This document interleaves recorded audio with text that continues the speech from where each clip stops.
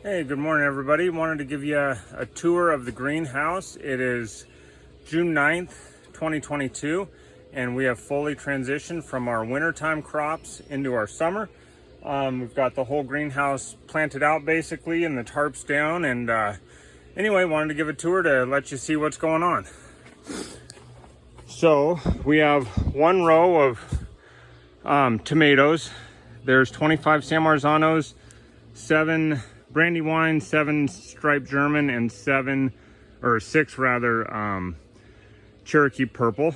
They're all spaced 1 foot apart, doing single leaders. So we're trimming off all the suckers to just have a single stalk going all the way up. And anyway, starting to get some nice fruit clusters. So these are the San Marzanos, obviously, aroma style, Italian heirloom. I did have moderate success with my grafting, so I've got about, I had about 60% of the grafts take, which is a little embarrassing, but it worked a little bit. So anyway, we'll see kind of whether or not that effort was worth it later in the season when some of the ones that were not grafted, if they start to peter out and these ones keep going, then I'll be happy. So anyway, San Marzanos, and then we transition into these are the old German or striped German, and then Brandywine down here. Then we got some Cherokee purples. No blossom end rot yet that I've spotted, so I'm super happy about that. Anyway, there's our bigger tomatoes. We do have 6 of these cherry tomatoes, so it's Gold Nugget and Gold Nugget. This is called Artemis, which is an interesting one. These little fruit clusters are pretty cool. And then chocolate cherries. So I got 2 of these chocolate cherries as well, and that picking project is going to be for the kids because I can barely fit back there. So anyway, that's our tomatoes. And then here's our cucumbers. So I have about 30 or 32 of these Corinthos, which are a really early American style slicer. I actually already started harvesting. You can see right there I've got some spider mite issues. So I am currently spraying with a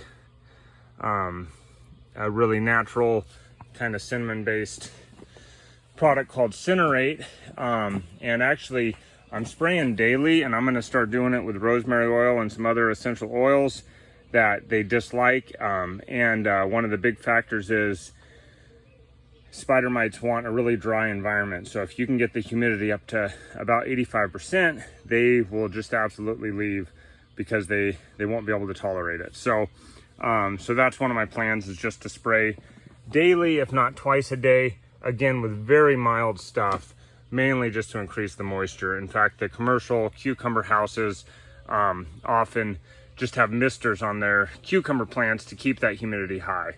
Problem is, I've got tomatoes which don't like that humidity, and cucumbers that don't mind it. So I can't integrate the whole greenhouse with misters, or I'd cause other problems. So like I say, I've already started picking. These are still the Corinthos, so they're your target size is about 7 to 8 inches. They're these are parthenocarpic and gynaeceous. So every single node you have a leaf, a shoot which I trimmed off, and fruit which is fertile, and often a tendril as well. So parthenocarpic means self-fertile, so you don't need bees to pollinate these, and gynaeceous obviously means all female, so you don't waste these spots with male flowers. It's all female. They're expensive seeds, but they're totally worth it. So anyway, those are the Corinthos. They're the early ones. And down here I get into the, try to pronounce it right, Poignette, and it's an English style cucumber. You can kind of see those fruit, even at a small size, look quite a bit different.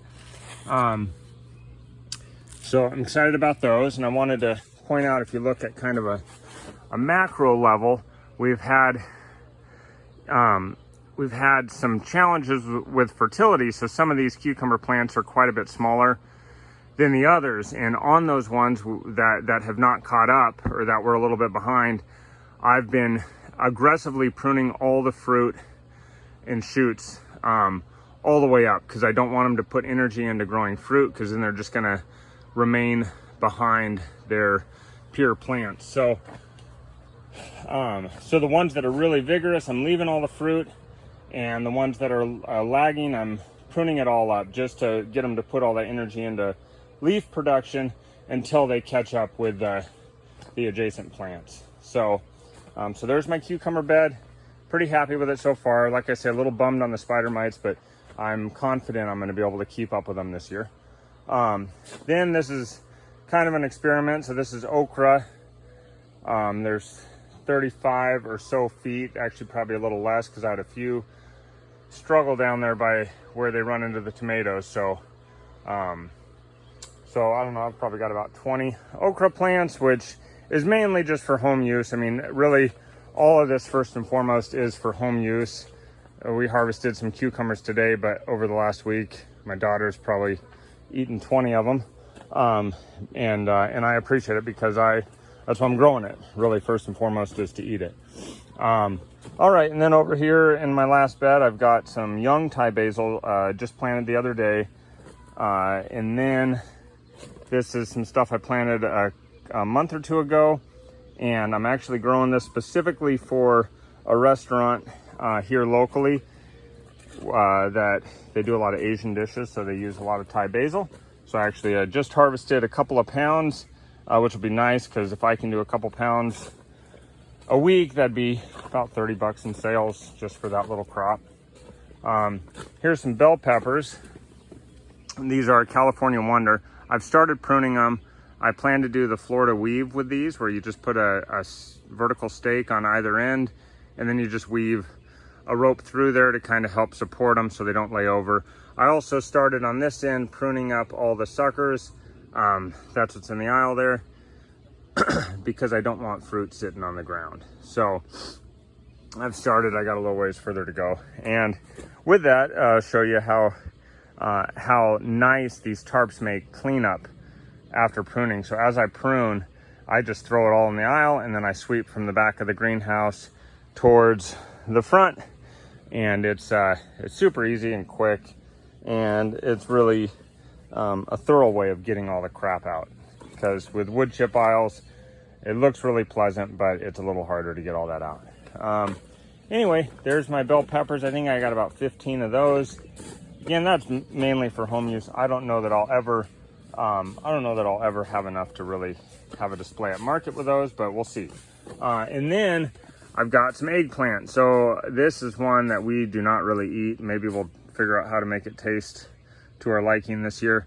But these are all Ichiban style, really small, slender eggplant. I plan to harvest at like 4 to 5 inch length as kind of a tender baby crop.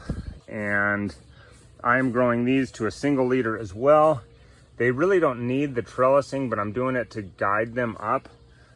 My plan here is to make it probably so that I can't walk through as they start to grow more vertically. So I just pruned these again last night. They're starting to look pretty good. It appears I've got spider mites on this one.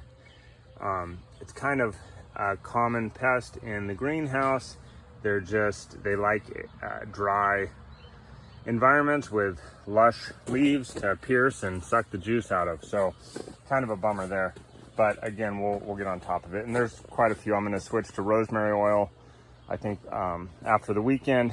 And then I know sesame seed oil can actually be a good deterrent and is toxic to spider mites. So I'm just going to rotate between a few of those, hopefully smother them all. So anyway, that's it for today. Just wanted to show everybody how we're doing in the greenhouse. We'll try to do a video of the whole farm. We've got our whole melon crop and squash and a bunch of garden beds going, so we have a lot of stuff to see. I've just been busy installing stuff and with some home projects as well, so just haven't had time to do a lot. So anyway, I hope everybody's doing good.